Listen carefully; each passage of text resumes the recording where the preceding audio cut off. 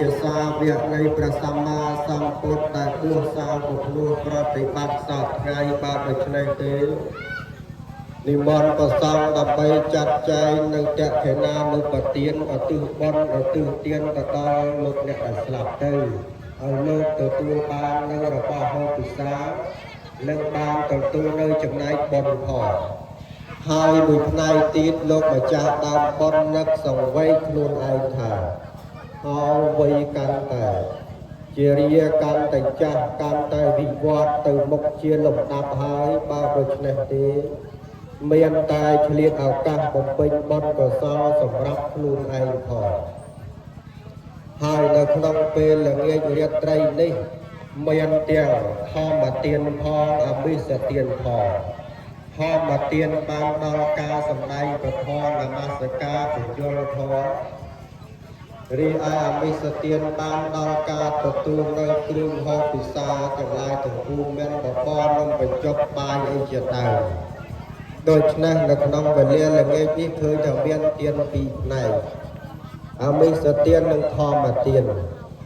អមិសទាននិងធម្មទាននេះព្រះសម្មាសម្ពុទ្ធលើកសរសើរអំពីធម្មទាន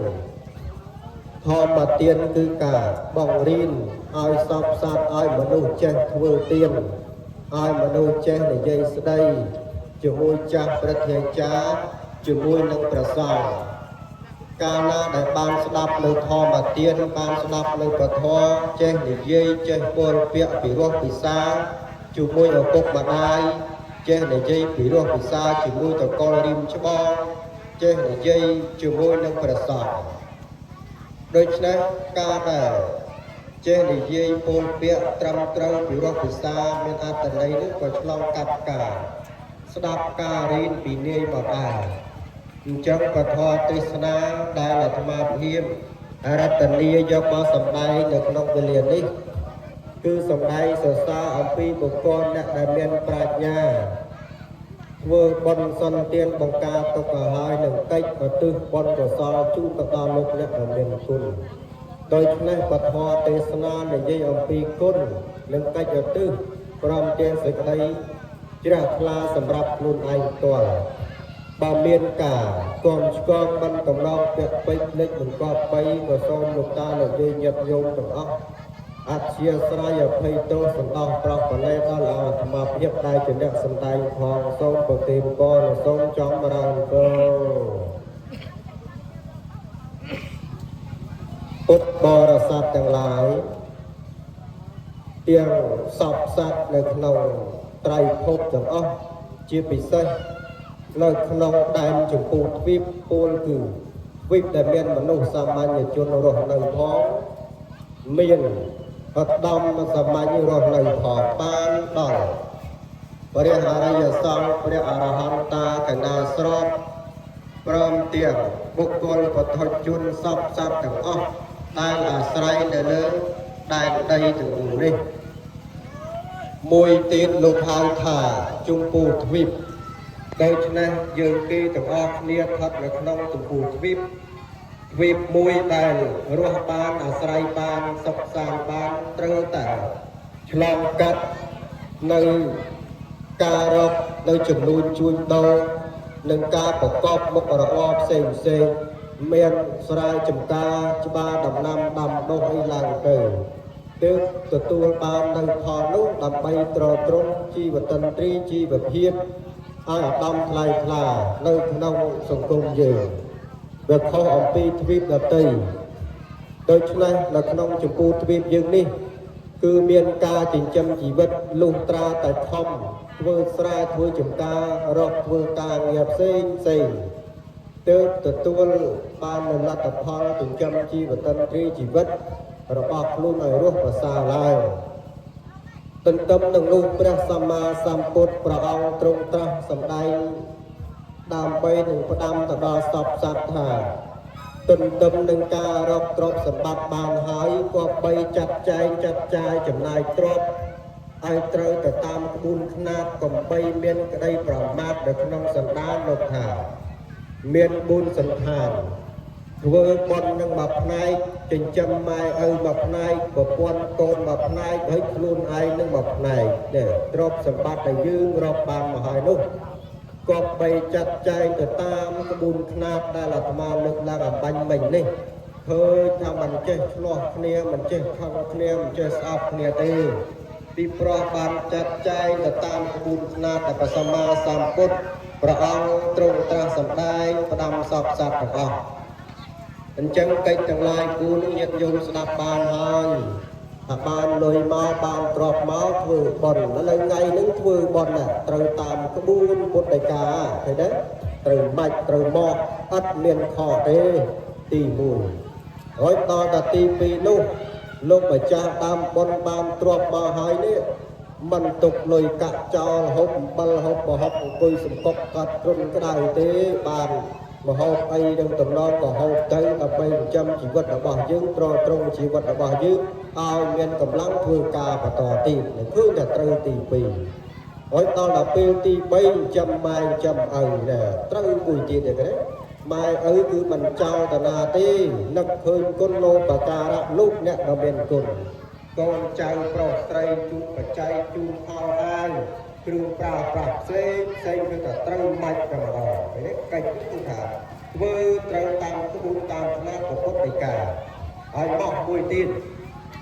មិនទម្លាក់កូនមិនទម្លាក់ប្រពន្ធឬប្តីចោលទេគឺចិញ្ចឹមកូនចិញ្ចឹមប្រពន្ធចិញ្ចឹមប្តីទេណាអត់យកទ្រព្យសម្បត្តិទៅលេងអីគេទៅទេអញ្ចឹងគឺថាត្រត្រង់នៅគ្រួសារឲ្យរស់រៀនមានជីវិតប្រើប្រាស់គ្រឿងស្លៀកពាក់សមរម្យស្អាតបាតអង្គឯងគឺថាត្រូវមាច់ទាំងអស់ទាំង4ប្រការនៅតែម្ដងដូច្នេះដំណើរនៃជីវិតសពសត្វទាំងអស់ទន្ទឹមនឹងការចាត់ចែងនៅកិច្ចទាំងឡាយភារៈទាំងឡាយ4នេះព្រះសម្មាសម្ពុទ្ធលោកបានសម្ដែងផ្ដាំទៅដល់សពសត្វទាំងអស់ទីថាពេលដែលសពសត្វទាំងអស់បំពេញនៅកតបកិច្ចទាំងឡាយ4តាមຂ្នាតពុទ្ធហើយនោះក៏គប្បីសេចក្ដីសម្លឹងទៅអនាគតជាតិបន្តទៀតពីព្រោះថាបច្ចុប្បន្នជាតិយើងសម្បូរហើយគ្រឿងហូបគ្រឿងពិសាគ្រឿងស្លៀកពាក់ផ្ទះសម្បែងកន្លែងរស់នៅសមរម្យស្អាតបាតហើយប៉ុន្តែព្រះពុទ្ធលោកផ្ដាំថាបរិស័ទសពសត្វទាំងអស់កុំភ្លេចទៅដល់រហូតអនាគតខាងមុខអនាគតជាតិគឺជាតិទី1បន្តទៀត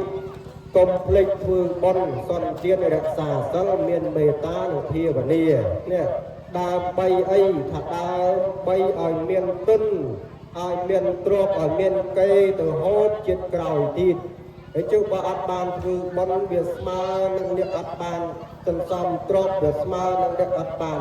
ធ្វើស្រែធ្វើស្រូវដើម្បីហូបថ្ងៃក្រោយទៀតក៏យ៉ាងនោះដែរបើដូច្នេះទេមនុស្សយើងគ្រប់គ្នានរណាក៏ដោយញាតិញោមក៏ដែរចង់បានសេចក្តីសុខ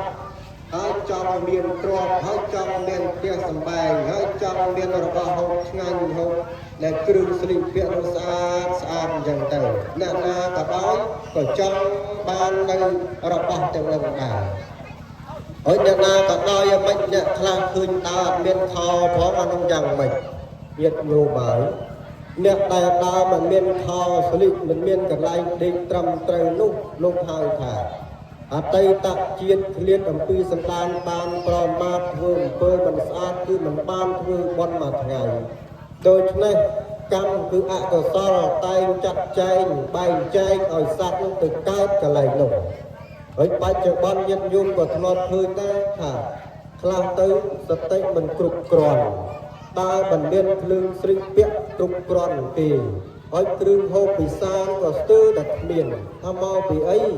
ថាមកពីកម្មនឹងវាចាត់ចែងមកអញ្ចឹងថាគ្នាចង់អញ្ចឹងទេថាចង់ថាមកពីអីថាមកពីកម្មអ្នកទាញហើយដល់តែពេលយើងឲ្យច្រើនយកកំណើតមកមានគ្រឿងស្លៀកពាក់ត្រឹមត្រូវមានផ្ទះសម្បែងត្រឹមត្រូវមានទ្រព្យគាត់ដោះដូរចាយនេះធ្វើបុណ្យឃើញខុសគ្នានេះថាខុសគ្នាថាអ្នកនឹងពីជាតិមុនយ៉ាងម៉េចថាពីបានធ្វើបុណ្យល្អណាស់បានតាមមកជាតិនេះ មានទ្រព្យសម្បត្តិក្រំដោះដូរចាយវាមានផ្ទះសម្បែងគ្រឿងស្លៀកពាក់ស្អាតអល្អដោយពីអតីតជាតិទៅបានធ្វើបន់គេណាទ្រឹស្ដីនៃព្រះសម្មាសម្ពុទ្ធលោកសម្ដែងមកអញ្ចឹងហើយមួយទៀតលោកឲ្យជំរុះឲ្យជំរះឲ្យបន្សាបនៅការច្រណែនការឈ្នាននេះគំនុំស្អប់អានេះហើយជាអកុសលដែលទាញឲ្យចិត្តយើងធ្លាក់ទៅក្នុងអបាយភូមិផ្សេងកាលណាកើតធម៌ច្រណែនគឺកើតនៅធម៌អីបន្តទៀតគឺកើតនៅធម៌ទោសៈគឺខឹងកាលណាបើកើតទោសៈគឺខឹងគឺត្រូវកើតមោហៈគឺវង្វេងកាលណាខឹងហើយវង្វេងហើយញាតិញោមណាកាលណាខឹងគឺវង្វេងហើយញាតិញោមធ្លាប់ខឹងដឹងណាពេលណាដែលខឹងនឹងនិយាយលេងដឹងអីហើយខុសក៏ដោយត្រូវក៏ដោយថាសិនថាសិនណាហើយញាតិញោមធ្លាប់ទៅណាក៏ទៅអញលេងសិនណា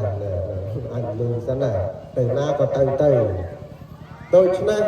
កាលណាដែលខំហើយគឺធម៌ប្រមាទនឹងក៏កើតមកជាមួយទៅម្ដងកាលណាធម៌ប្រមាទកើតឡើងហើយបុណ្យទាំងឡាយក៏ជ្រុះអស់ក៏ខាតអស់ដែរឃើញទេប្រមាទនេះគឺជ្រុះបុណ្យយើងធ្វើឲ្យយើងសៅមងលែងស្អាតអញ្ចឹងហើយបកឲ្យស្រួលស្ដាប់ថាហេតុអីខ្ញុំធ្វើបុណ្យណាស់ចុះមិនក៏ជួបរឿងសយរឿងសុនរឿងដាក់រឿងគ្រោះអីផ្សេងចុះបុណ្យទៅណាមិនគុំជួយអញ្ចឹងទន្ទឹមនឹងបួងសួងឲ្យបុណ្យជួយតតែគិតសិនថាអូអញកើតធ្វើបុណ្យថ្ងៃមុនសបាយហើយដល់តែពេលចប់បុណ្យទៅជាខំគេបន្តិចកំពុកអាបុណ្យនឹងអស់ខ្លះអញ្ចឹងអាលទ្ធផលដែលបានមកនោះក៏វាអស់ខ្លះដែរឃើញទេវាមិនបាន100%ទេអារឿងបុណ្យនេះគឺថាប្រយ័ត្នមែនទេដូចជាទឹកនៅក្នុងកែវកាលណាបើមិនប្រយ័ត្នគឺកំពុកគឺខ្ចាយមកហើយបុណ្យនឹងងាយទេបុណ្យនឹងគឺស្ថិតនៅត្រង់ណាបុណ្យគឺស្ថិតនៅក្នុងភូមិនឹងតែម្ដងឃើញមកកម្មវិធីបុណ្យហ្នឹងគឺស្ថិតនៅក្នុងភូមិយើង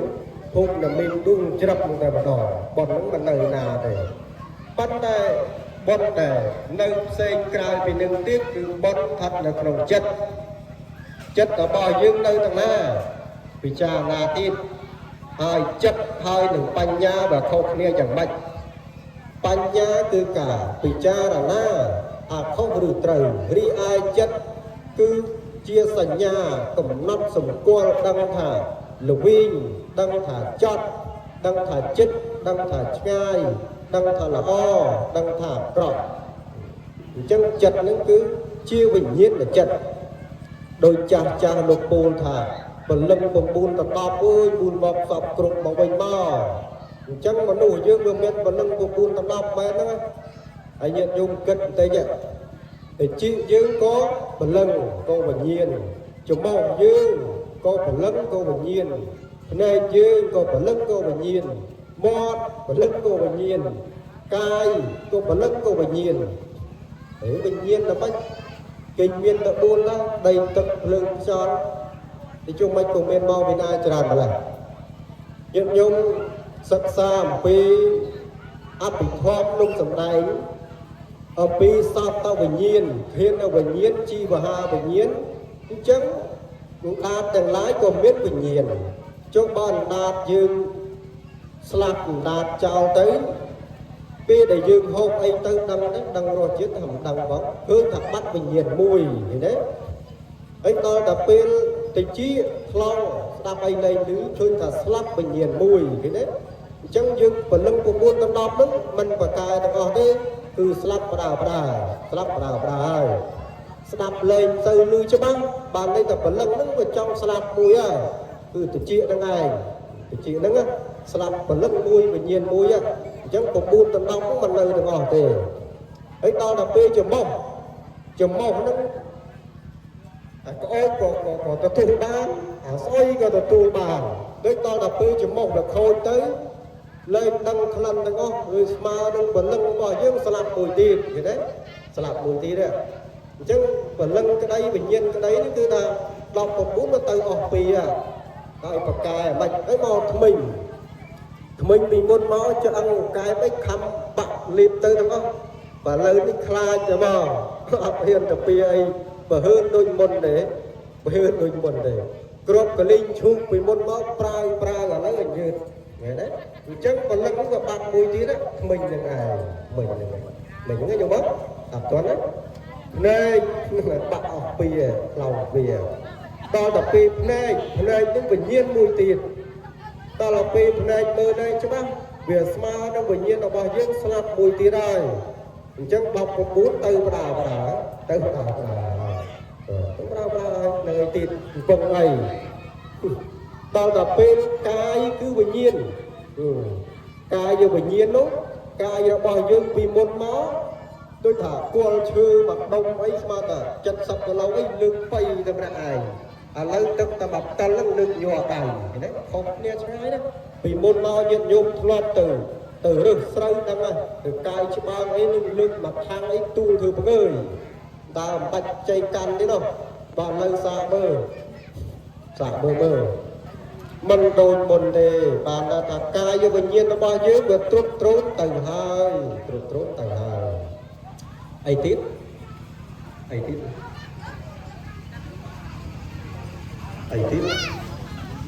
đó là bây nhân dung slap tới tên là chuông tới đôi chừng hai đấy là hai tay chân này cho dùng pi cai cho bình nhiên đó là pi chất bình nhiên nè bình nhiên là chất này bình nhiên là chất là bao nhiêu cứ chia bình nhiên trong cầu nhân dung khơi đấy là tôi chọn cơ tôi lên đâm mà chụp hình luôn một hai tháng cái slap từ môn slap khác từ đời slap mút slap cầu slap tới có slap cái có slap bình nhiên có slap cứ slap từ từng pro ấy đó là tê nóng lên tâm ấy bà này lên gì tao cái bà nói lên được buồn kia từ Samadhi bà nói đúng không? Rồi ấy, rồi chất bình nhiên những việc từ hai chất bình nhiên những người chênh chạp cho cai những hai cứ trong cầu bình nhiên thống bà lâm thống với chênh đấy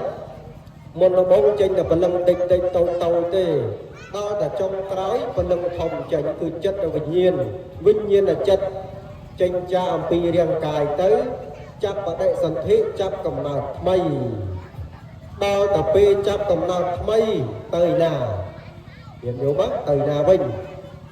tiền mà cả đây tiền nhận dụng tầng ớt đăng khăn mình đăng khăn tại luôn ai tới nào đăng bên nằm đăng đi bê để slap tới được đăng khăn ban tà tha đăng khăn vì bữa ban thường bần khăn thế này chắc ban này tha bần nâng mặt tay ta chặt chay ở dương ta ca cả lại sạch khăn đi chắc đăng khăn ở trong bát để dương thọp thưa cả lòng máu đó bát nó thọp thưa đôi ra đó chi vào hiệp hong đôi cồn phò vì là khá ăn nông cái bàn oi nên nó thương cháu ăn những tiếng vinh khoanh đã cầm bài đã thóng đào từ prey mà xa ấy là xa tàn nấp thua nấp nó thua ở dương một bếp để đừng sọp già bật dương sọp già bao trồn bần những miền thòng nuôi đang phá rồi vinh đã chọc đã bò ta hình lực khơi nhận tia lực khơi là trồn bần ai vậy trồn bần bì mơn đã tạo rồi xong tầm đó bì mơn đây ai do chôn ca đây do năng cái do một vinh tiếp vậy đấy do năng cái tư hơi do một vinh thì ông chặt thì làm con so là nó cùng có phải giặt đấy bạn là do từ hai do một vinh nhưng mà do một vinh năng còn đau sẽ pria còn đây chan của cốc bây giờ màu đây cung và lòng do từ hai do một vinh mà bạn bón được ngọt lia còn ông cha đam con tranh giòn là ai hiểu không mền thá đấy dây đúng không rồi cứ chùm nách từng ông ca đại ca lang pro sạch đây sạch clean bồng piên phong vừa đòi sách trở rất giúp từ thò chẳng thò chẳng ai thò trên đèn đi ការដែលស្អប់គ្នាការដែលខឹងគ្នាគប្បីជំរុះជំរះខ្លាំងទៅពីព្រោះជីវិតរបស់យើងនេះមិនបានថិតថេរជាអមតៈអស់រយអស់ពាន់នៃឆ្នាំឡើយគឺតិចណាស់ចិត្តណាស់ដូច្នេះទាំងអស់គ្នាក៏បីមានធម៌ប្រមាទឡើយបើមានធម៌ប្រមាទក៏គប្បីពិចារណាជំរះជំរុះនៅអកុសលទាំងនោះកុំឲ្យជាប់ជាមួយចិត្តរបស់យើងហើយចុះគប្បីជំរះជំរុះឲ្យស្អាតយ៉ាងម៉េចនៅចិត្តរបស់យើងដែលប៉ិនចំណែនអាប៉ិនខឹងអាប៉ិនប្រកាន់ច្រើនអាឃើញគេមានជាងក៏ស្អប់អាឃើញគេក្រជាងក៏ស្អប់អាឃើញគេសុខជាងក៏ស្អប់អញ្ចឹងឃើញថាចិត្តរបស់យើងក៏បញ្ជាសពយ៉ាងបើយើងមិនមានបញ្ញាទេចិត្តរបស់យើងនឹងទាញយើងឲ្យធ្លាក់ទៅក្នុងដៅហើយតែគប្បីយកធម៌អីមកពិចារណាកុំឲ្យខឹងច្រើនពេកកុំឲ្យប៉ិនស្អប់គេពេកកុំឲ្យប៉ិនចំណែនគេពេកកុំឲ្យប៉ិនឈ្នានេះគេពេកកុំឲ្យប៉ិននិយាយដើមកុំឲ្យដាក់គ្រប់អង្គុយកតុយចាក់ពេកគប្បីធ្វើយ៉ាងម៉េចគប្បីយកចិត្តមកពិចារណាអំពីធម្មសង្វេគពិចារណាអំពីរាងកាយថាឲ្យរូបកាយនៃអាត្មាអញសពសត្វទាំងអស់មិនថិតថេរជារកាលទេគឺថិតតែក្នុងដីទឹកភ្លើងខ្យល់ទាំងអស់ជារបស់បន្ទាបជារបស់អនត្តាទាល់តែយកធម៌នឹងមកប្រសាទបានអាកំហឹងនឹងអ្នកណាក៏មានដែរមិនថាលោកមិនថាប្រសក់គឺមានដូចគ្នាអាធម៌ខឹងនឹងនោះធម៌លោកភៈទោសៈមោហៈនឹងមានគ្រប់គ្នាមិនថាលោកមិនថាប្រសក់ហើយអាដេញបាបនឹងក៏មិនរើសមុខដែរបាបនេះតែលោកធ្វើខុសគឺបាបដូចគ្នាហ្នឹងមិនថាលោកហើយធ្វើបាបមិនបាបវាមិនមែនទេគឺបាបដូចតែគ្នាសពសត្វទាំងអស់ឲ្យតែធ្វើអំពើបាបគឺបាបហើយសំដែងអំពីទេវទត្តយល់ទេมั้យទេវទត្តហ្នឹងមិនបួសហើយទេវទត្តហ្នឹងក៏បួសដែរហើយជុំវិញក៏ធ្លាក់នៅរស់ថាមកពីប្រមាទដល់ព្រះសម្មាសម្ពុទ្ធហើយត្រូវជាបងថ្លៃផងទេវទត្តហ្នឹងហើយបងថ្លៃព្រះហើយមិនក៏ព្រះជួយមិនបានដោយសារតែធ្វើអំពើអកុសលជាច្រើនមានបំបែកបំបាក់សងផងញាតិញោមមកសម្ដែងពីទេវទត្តបាបរបស់គាត់នេះគឺថាធ្លាក់នរកអស់មួយសែនកាប់ឯនោះមួយសែនកាប់មិនតិចទេធ្លាក់នរកអស់មួយសែនកាប់ប៉ុន្តែដោយពេលដែលពធរណីស្រោបគាត់ទៅនឹងគាត់បាននឹកទៅដល់គុណពុទ្ធពធប្រសងគាត់ថាពុទ្ធាំសរណង្កច្ឆាមិ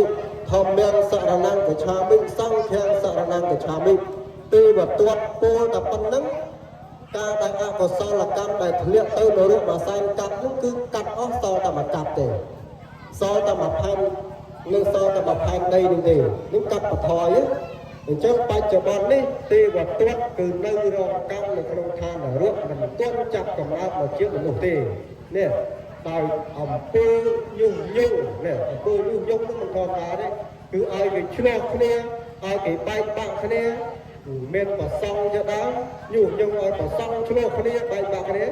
បាបដូចទេវទត្តអញ្ចឹងមានថ្លៃគេមានកំណើតទេមិនទាន់កើតឡើយទេមិនទាន់កើតទេនៅ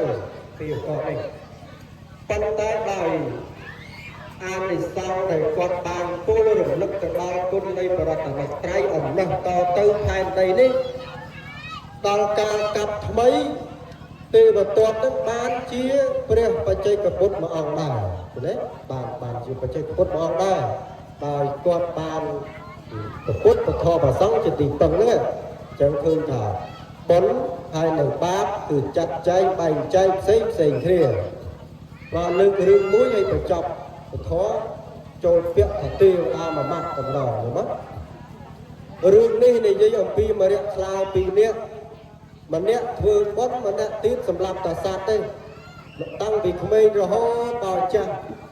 55ឆ្នាំសម្លាប់តាសត្វតែមកអត់ដឹងធ្វើបុណ្យបន្តិចទៅទេ